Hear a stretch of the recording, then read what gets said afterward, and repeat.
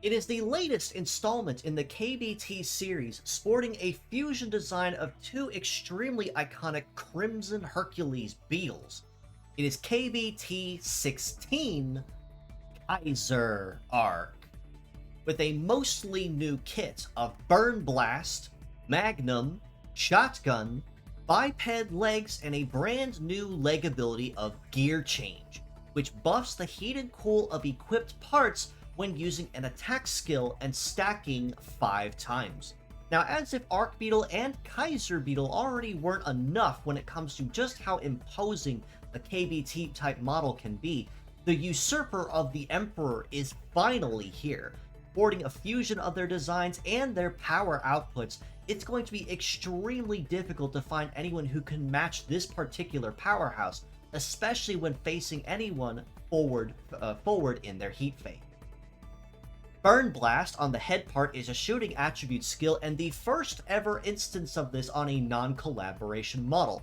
The first of which that debuted this skill was the Blast Bravern model back from the Bang Bravern collaboration, but to explain briefly, Burn Blast is an exceptionally powerful shooting skill that when you attack a foe in heating only, you get a triple damage bonus and piercing on top of that.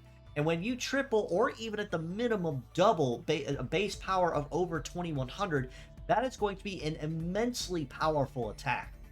However, if you attack a foe in cooldown instead with poor timing, you instead will be dealing only half the intended damage, and it is a non-piercing attack instead.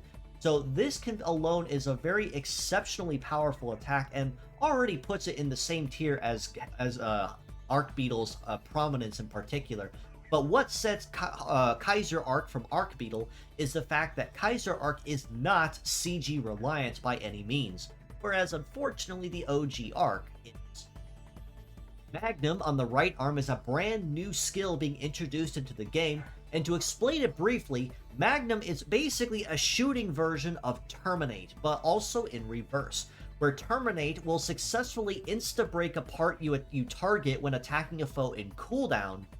Magnum, on the other hand, will do the exact same thing to an opponent in heat phase instead. So already between two of these skills alone, it's made abundantly clear that Kaiser Arc really wants to face his incoming foe head-on and not attack cheaply with simple blows from behind. If you attack a foe in cooldown instead, it will behave as a standard non-piercing shooting attack. Shotgun on the left arm is a skill that we've already seen a handful of times thus far, and is the first normal attack, I guess you can say, that's non-collaboration. But to explain Shotgun briefly, essentially if attacking a foe in heat phase, you get a sure crit and a damage plus on top of that. Granted, it's already getting a damage plus already as a scatter type skill, which will damage one part normally and then 2 others randomly for extra damage. Instead, if you attack a foe in cooldown, Shotgun will act simply as a regular Gatling type skill. So while not necessarily as powerful or as conditional as, say, Burn Blast or Magnum, Shotgun is still relatively consistent in the fact that it still can very easily flush out enemy leaders just as easily if it manages to attack an enemy's head part. So some very solid variety in the skills between all 3 of these parts alone. Biped legs means that Kaiser Arc, as rather strangely bulky as he is, will have rather solid coverage across all terrains and a very well-rounded compatibility on terrains at that.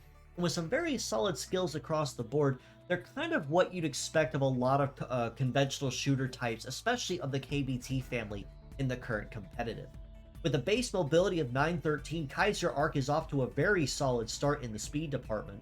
And an evade of 924 isn't too terrible. He won't be dodging or grazing too terribly often, and as incredibly bulky as he is, I'm kind of shocked he can at all.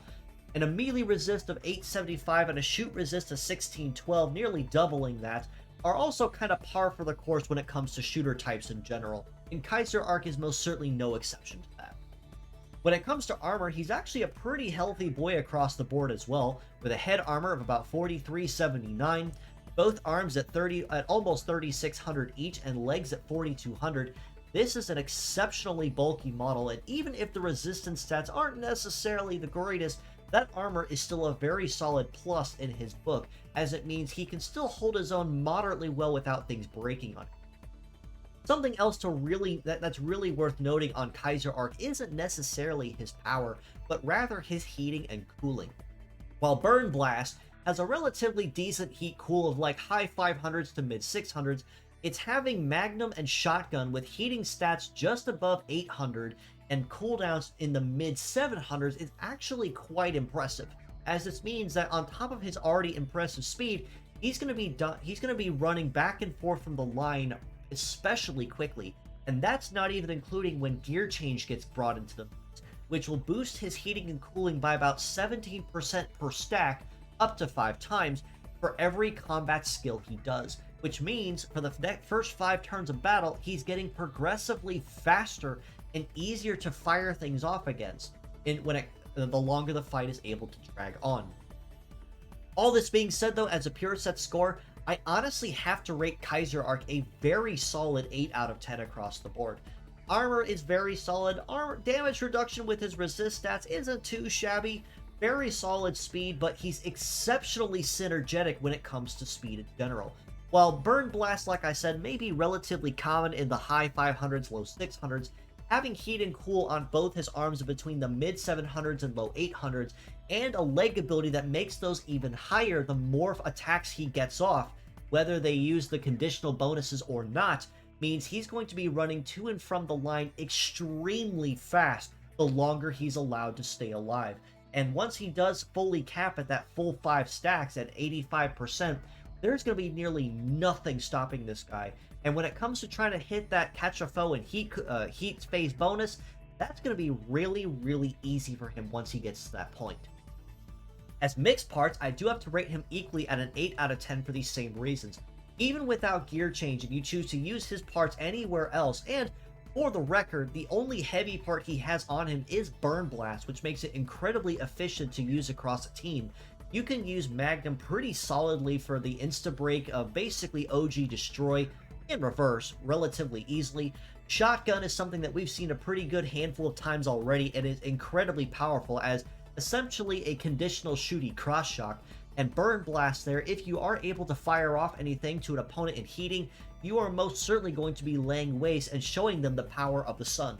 As if Arcbeetle and Kaiser Beetle weren't enough, this usurper of the Emperor name most certainly is not going down without a fight. And if he fights a foe that is forward facing him, they are most certainly going to be facing the power of the Hercules Beetle.